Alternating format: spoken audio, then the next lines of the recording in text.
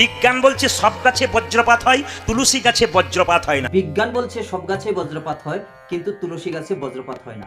কি বলছেন কাকু, আরেকবার বলে দিন। বিজ্ঞান বলছে সব গাছে বজ্রপাত হয়, তুলসী গাছে বজ্রপাত হয় না। যে ব্যক্তি তুলসীর মালা পরে রাস্তা দিয়ে চলে যাবে তার মাথাতে জীবনে বজ্রপাত হবে না। যে ব্যক্তি তুলসীর মালা পরে ঝড় বৃষ্টির সময় রাস্তা দিয়ে যাবে তার মাথায় বজ্রপাত হবে না।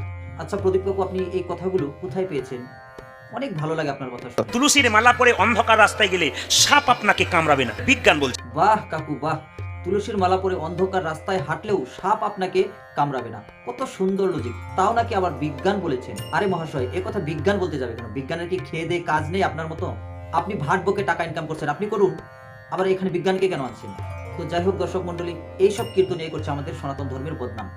হ্যাঁ, তুলসীর মালার প্রয়োজন আছে। তুলসীর মালা গলায় ধারণ করার সঙ্গে সঙ্গে ভক্তি বাড়ে, ভগবানের প্রতি আস্থা বাড়ে। তুলসীর মালা গলায় ধারণ করার সঙ্গে সঙ্গে নিজের ভিতরে একটি পবিত্র ভাবের উদয় হয়, মন স্থির হয়, এবং তুলসীর মালা গলায় ধারণ করার সঙ্গে সঙ্গেই নিজেকে অসৎ কাজে যাওয়ার থেকে বিরত রাখে।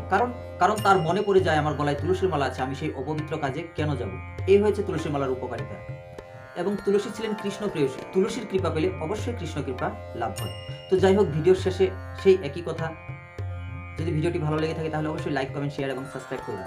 এবং সাবস্ক্রাইব করে পাশে থাকা বেল আইকন প্রেস করবে, যাতে আমি নতুন নতুন ভিডিও আপলোড করার সঙ্গে সঙ্গে আপনাদের মোবাইলে নোটিফিকেশন চলে যায়। জয় শ্রীকৃষ্ণ।